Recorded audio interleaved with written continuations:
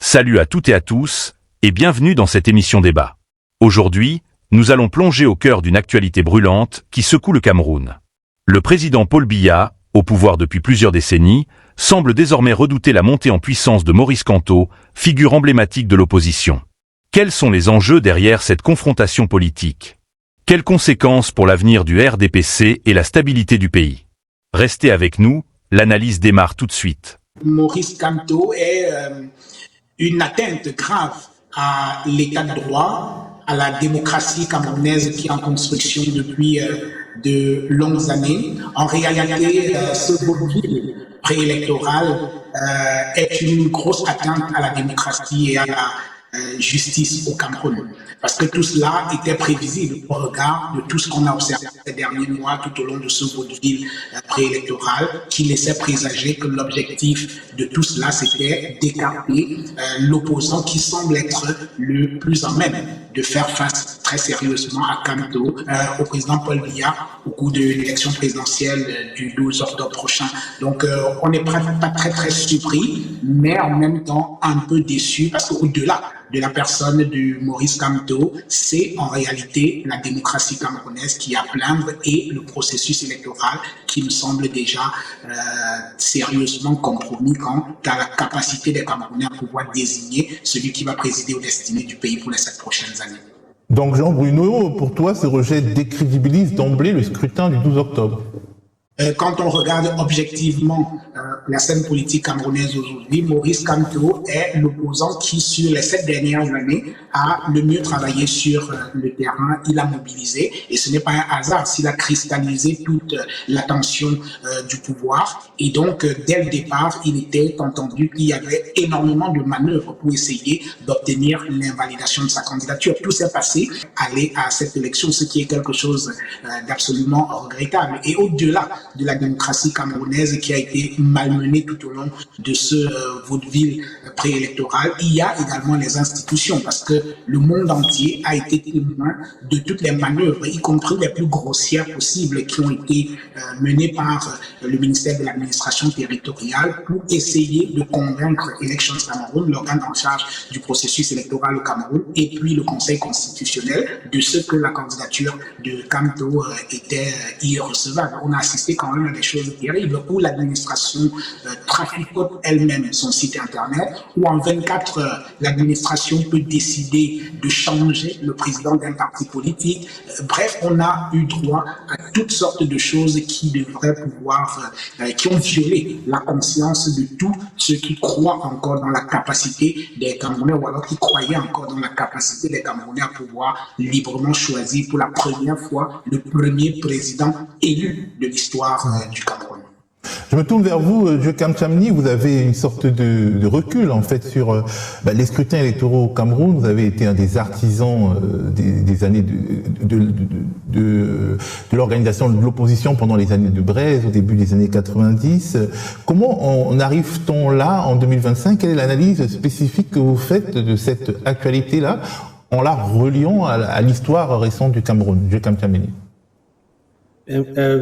Merci pour votre question. En fait, pour comprendre ce qui se passe aujourd'hui, vous avez raison de faire appel à l'histoire et à la nature même du régime ou du système avec lequel qui est au pouvoir au Cameroun depuis pratiquement 60 ans. Vous savez, ça fait pratiquement 45 ans que je lutte contre ce régime dont la qualification en termes de nature, c'est un régime totalitaire. Il n'est pas simplement dictatorial. Il est totalitaire au sens qu'il n'accepte pas à côté de lui l'existence de quelque chose qui ne peut pas soit tuer, soit avaler, quoi.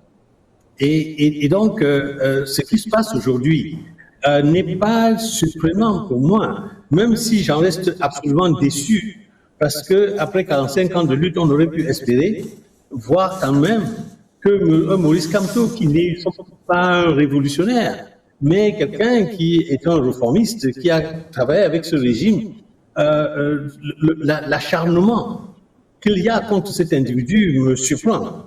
D'autant plus que, je vous le dis, moi j'ai fait la prison politique avant les années 90, Et ensuite, nous avons connu des périodes extrêmement difficiles. Mais même pendant cette période-là, nous n'avons pas été témoins d'un tel acharnement contre un individu en particulier. Et qu'est-ce qui motive ça? C'est difficile à comprendre, parce que entre-temps, il reste quand même dans l'opposition des gens qui, mis ensemble, pourraient être un véritable danger pour le pays, mais nous étions absolument surpris, déçus. Nous espérions que la Cour constitutionnelle allait rectifier ce qui, à nos yeux, paraissait une erreur du Conseil électoral.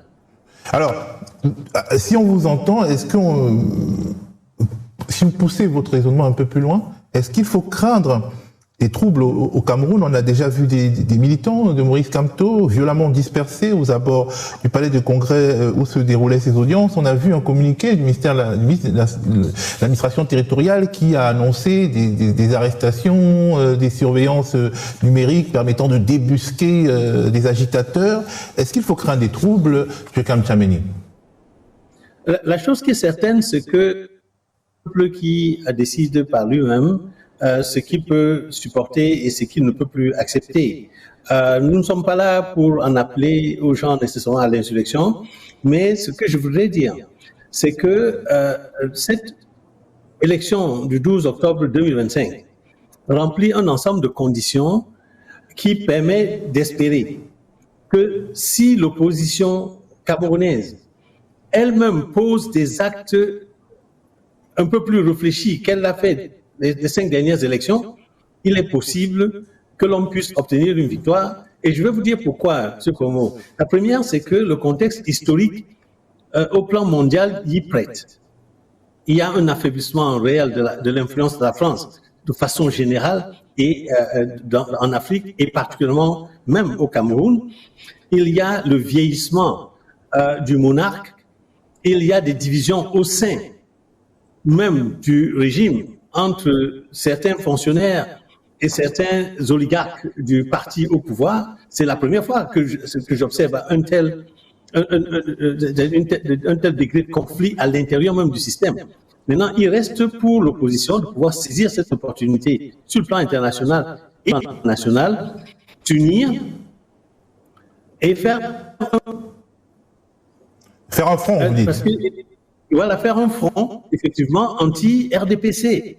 Parce que quelque chose qui existe depuis 1997 et qui a empêché l'opposition de pouvoir gagner une élection présidentielle, c'était effectivement cette alliance entre le parti au pouvoir et les partis qui ont pillon sur rue dans les 3 régions septentrionales du Cameroun.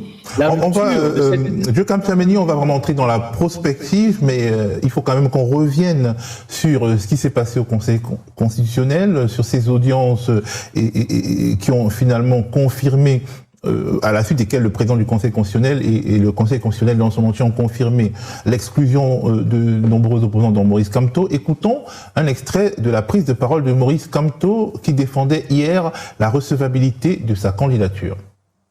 Lorsque un citoyen camerounais est appelé à faire acte de candidature dans une opération électorale, il vérifie, en l'occurrence, s'agissant de l'élection présidentielle, si la formation politique qui présente sa candidature réunit les exigences fixées par la loi.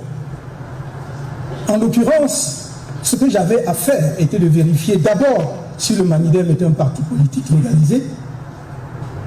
Il est apparu très clairement que c'est le cas, puisqu'il a été légalisé le 9 mars 1995. Si les instances compétentes pour porter ma candidature, et voilà que par la force des choses, ce que je voulais éviter, j'y entre, si dans l'organe qui me confère l'investiture a compétence pour le faire, au regard justement des textes de ce parti, vérification faite, c'était le cas. Également lancer une pique à Elections Cameroun sur le motif du rejet initial de sa candidature. Le seul argument que Elecam présente, c'est de dire pluralité d'investiture. Mais on vous a démontré à suffisance qu'il n'y a pas de pluralité d'investiture. Et il ne pouvait pas y avoir pluralité d'investiture, surtout si celui qui prétend présenter une autre candidature ne rapporte pas la preuve qu'il est membre de l'association, qu'il est encore et toujours membre de l'association en question. Et il apparaît de toute évidence qu'il a cessé d'être membre de cette association depuis 2018. On vous a fourni les éléments pertinents à cet égard. Alors je reviens vers vous, Djokam Tchameni et Jean-Bruno Tagne. Jean-Bruno Tagne, que pensez finalement de la prestation de Maurice Kamto? La candidature de Paul Biya, concurrencée par Léon Teller-Onana, aurait-elle dû être rejetée aussi? C'est un peu la contradiction dans le raisonnement qu'essaye de soulever Maurice Kamto.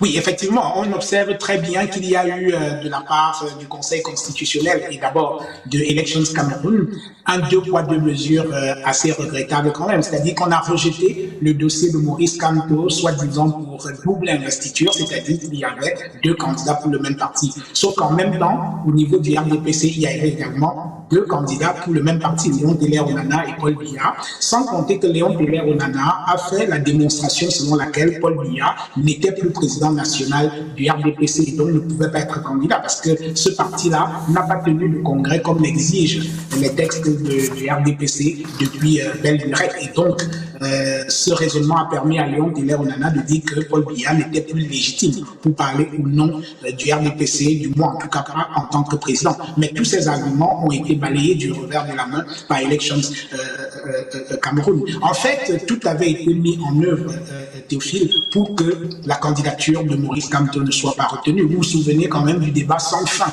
sur le mandat impératif où on a vu des membres du gouvernement faire des sorties pour dire clairement si Maurice Kamto dépose sa candidature pour le compte du MRC, son parti politique, il ne sera pas retenu. La seule chose qui lui reste, c'est de trouver un parti politique qui peut l'investir. Il a donc trouvé un parti politique qui pouvait l'investir, en l'occurrence le Manidem, et jusque-là, l'administration a nuitamment fabriqué un candidat d'obstruction, l'objectif étant clairement de venir faire invalider la candidature de Maurice Kamto. Nous avons été tous témoins de toutes ces manœuvres-là qui aujourd'hui ont abouti au rejet de la candidature de Paul Biya. Donc on peut dire mission accomplie pour le pouvoir qui ne voulait absolument pas avoir Maurice Kamto comme adversaire au cours de cette élection. Et c'est absolument dommage pour la démocratie camerounaise parce que voyez-vous, il y a de nombreux Camerounais qui ne sont pas encartés, que ce soit pour le MRC ou alors pour un autre parti politique, mais qui croient simplement dans la capacité des citoyens à pouvoir désigner leur président. Mais quand on se comporte de cette manière-là, c'est-à-dire qu'on a décidé depuis le départ que tel ne sera pas candidat, c'est vraiment regrettable. Et pour finir sur ce plan-là, je voudrais revenir sur ce que le président Djokam Tchameni disait tout à l'heure, lui qui est un vieux routier de la politique camerounaise depuis les années 90, il n'était jamais venu à l'idée de Paul Biya d'utiliser des stratégies aussi grossières pour écarter ses adversaires, y compris au moment où John Frundi, le leader de l'opposition, le leader historique de l'opposition camerounaise au début des années 90, quand il faisait foule, quand il était vraiment au plus haut de sa popularité, Paul Biya n'écartait pas ses adversaires de manière aussi grossière. Il les laissait venir et trichait pour gagner. Aujourd'hui, qu'il est affaibli parce que le vieux monsieur a 93 ans, il n'est plus tout à fait jeune et donc il est, comme beaucoup l'ont observé depuis quelque temps, un peu l'otage d'un clan qui est prêt à tout pour maintenir un certain nombre de privilèges et donc ils utilisent toutes sortes de subterfuges, maltraitent les lois, mutilent les règlements, humilient l'administration. Bref, ils font feu de tout bois pour essayer de se maintenir au pouvoir. Paul Biya étant agité comme une espèce de fétiche comme ça là, qu'il préserve pour essayer de diriger le pays à travers lui. Donc, Jean-Bruno, si je suis ton raisonnement, ce rejet de la candidature de Maurice Kamto est une forme de victoire de l'entourage de Paul Biya, de ceux qui le prendraient en otage. Plusieurs ministres, comme celui de l'administration territoriale, ont montré leur hostilité vis-à-vis du candidat du Manidem déjà. Absolument, c'est vraiment une victoire pour l'instant, parce que vous demandiez tout à l'heure quelle va être la réaction du peuple. Il faut reconnaître quand même qu'aujourd'hui, il y a la peur qui règne sur le Cameroun, il y a une espèce de terreur qui traverse le Cameroun. Vous avez parlé du ministre de l'administration territoriale, Atangandi, qui passe pour le shérif. Lui-même, il se prend pour le shérif. Il l'a dit à la télévision publique camerounaise. Il dit le shérif est là. Et donc, il y a toutes ces choses, les menaces, les agressions verbales, les unes les plus grossières que les autres. Bref, c'est un clan qui est décidé à contrôler le pouvoir et donc au détriment des Camerounais, parce que le président Biya, la dernière fois où on l'a vu apparaître en public, parce que c'est cela, il n'apparaît plus, c'était lors des festivités du 20 mai, à l'occasion de la fête nationale du Cameroun, et on a vu un homme affaibli et tout, et donc aujourd'hui, tout le monde est convaincu que ce n'est pas lui qui tient les rênes du pouvoir, parce que ce qui se passe n'est pas le style Biya. C'est un autocrate, on est bien d'accord, mais il ne faut pas croire, il a quand même un style aussi, c'est-à-dire qu'il a souvent agi, mais pas de manière aussi grossière. Il laisse venir... pour vous qui écartez Kamto? Je ne le pense pas. Ce sont ces ravisseurs qui ont écarté la candidature de Maurice Kamto.